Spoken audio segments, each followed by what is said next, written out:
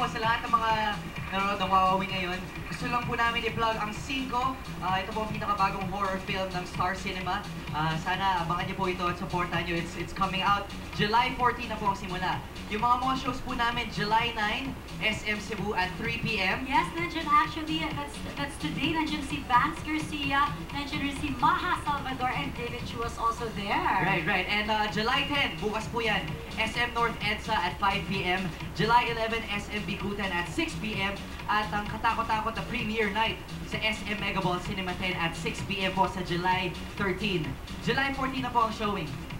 Showing in 100 theaters nationwide ang 5 directors, 5 levels of fear ang mapapanood ninyo. Kasama rin po dito si Pokwa, nandiyan din si Miss Maha Salvador, Raver Cruz, of course, AJ and Robbie, Miss Jody Santa Maria kasama rin. At syempre, para sa ating premiere night, ang ating katakot-takot ng premiere night, for tickets, you can tweet Miko Del Rosario.